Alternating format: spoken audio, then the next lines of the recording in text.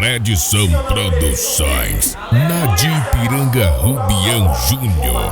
Fredson Produções, contato para gravação 149-9659-8623. Só chamar. Mas quem faz a obra do Senhor não tem tempo de luta. Quem faz a obra do Senhor não tem tempo de ficar no canto chorando. Não estou dizendo que é errado não, mas todo momento tem uma oportunidade para nós falarmos do amor de Deus. Seja na rua, no trabalho, aonde for. Então, Jesus vai começar a curar aqueles enfermos. E a hora começa a se avançar, a hora começa a passar, e os seus discípulos chegam até Jesus e falam assim: mestre, a hora já é avançada. Despeça essa multidão para que vão às aldeias circunvizinhas e comprem alimento para comer. Aí Jesus ele vai falar assim: deem vocês a eles o que comer. Aqueles discípulos vão olhar para Jesus e vão dizer: Senhor, não temos nada aqui, senão 5 pães e 2 peixes. Ou seja, eles tinham uma coisa. É verdade, mas aos olhos humanos era nada para eles, diante daquela multidão. E quando Jesus ouve isso, entenda uma coisa, aprende isso para a tua vida. Se nós formos esperar do homem, nós não vamos receber nada. Vamos receber desgosto, desilusões, tristeza, não no modo geral. Mas quando nós confiamos no Senhor, é diferente. Os que confiam no Senhor são como um monte de Sião, que não se abala, mas permanece para sempre. Então quem espera em Deus tem resposta. Quem espera em Deus tem resultado. Se aquela multidão fosse depender daqueles discípulos, elas iriam padecer, iriam ficar com fome, talvez aquela noite. Então Jesus vai falar assim: só tem isso? Traz para mim, por favor, traz.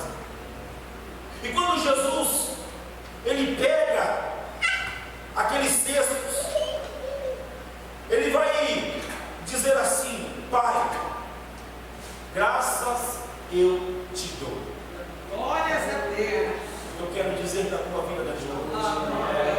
Não importa se para os seus olhos é pouco. É verdade, Deus. Eu não sei qual é a situação que você está vivendo. Eu não sei qual é o cenário que a tua casa se encontra. Mas a palavra que fica nesta noite, neste momento, é de gratidão. Jesus ele vai dar graça por aquilo que ele tem. E o que você tem feito com aquilo que Deus tem colocado na tua mão. Você tem procurado falando que não é o suficiente. Você tem questionado a Deus falando que não vai dar, que não vai suprir. Ou você tem dado graça pelo arroz, ou você tem dado graça pelo feijão, ou você tem dado graça pelo ovo, ou você tem dado graça por aquilo que Deus coloca na tua mesa.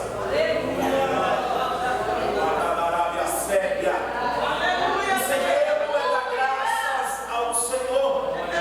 Vai orar ao Senhor. Porque se nós murmurarmos, o cenário não vai mudar. Se nós questionarmos a Deus, o cenário vai continuar o mesmo. A fé. Temos que ter fé. Temos que exercitar a nossa fé.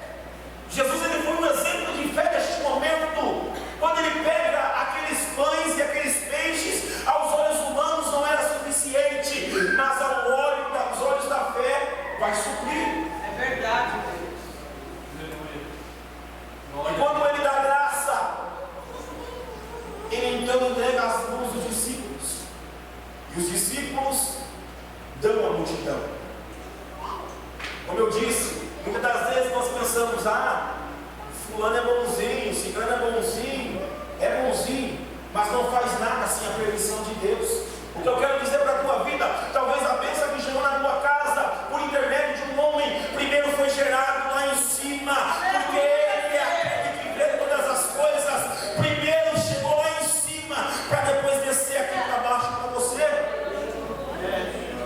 É verdade. Se fosse depender dos discípulos, a primeira instância não dava. Mas quando passou lá por cima, começou a suprir. O que eu quero dizer para você Seja grato a tudo aquilo que Deus tem colocado na tua casa. Seja grato a tudo aquilo que Deus tem colocado na tua vida.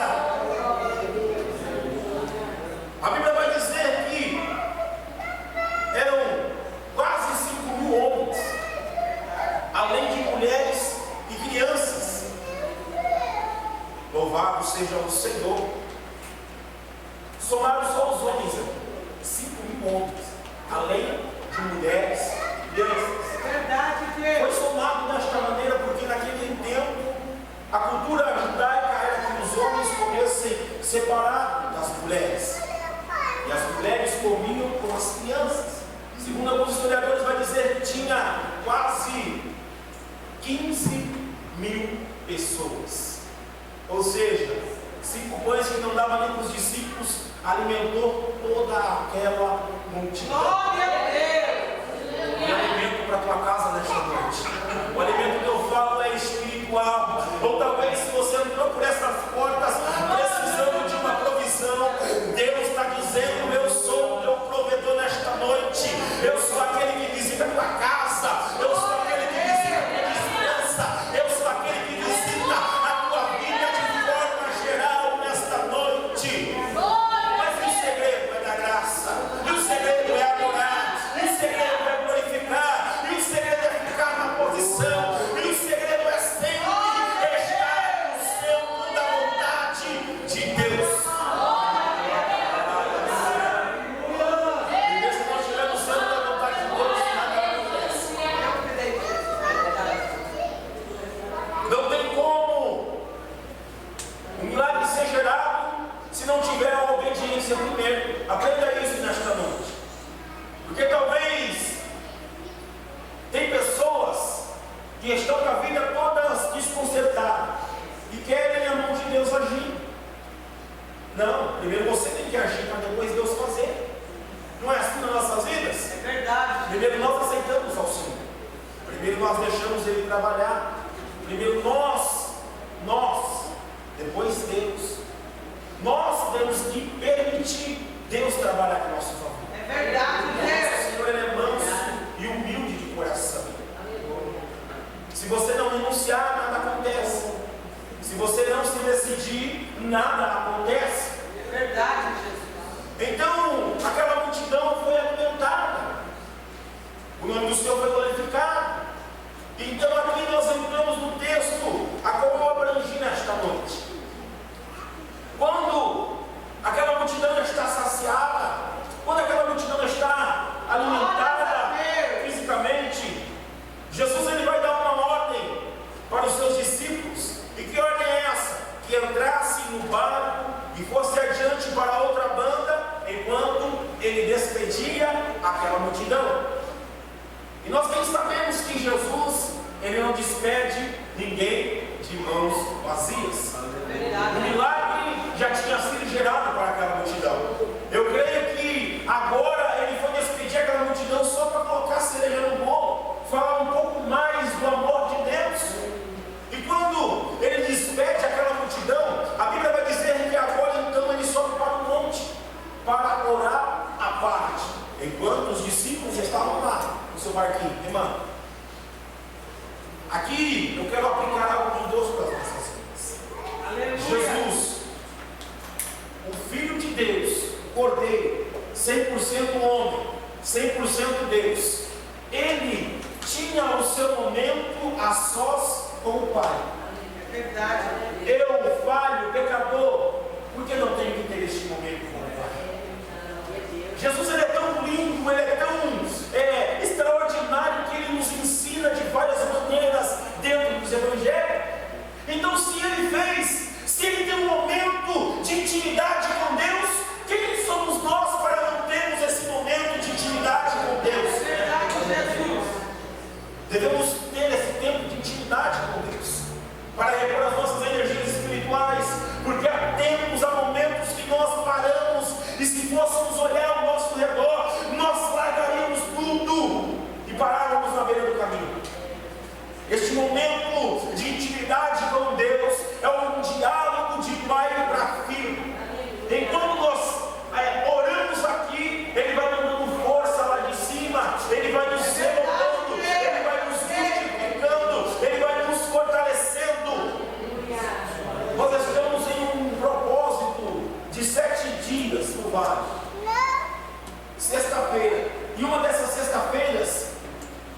uma sexta-feira chuvosa.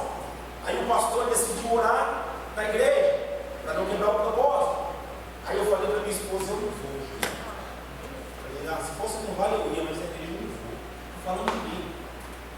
Aí meu telefone tocou, parece que o Espírito Santo avisou meu pastor na hora. Meu telefone tocou. Agora ligou só para conversar, sabe?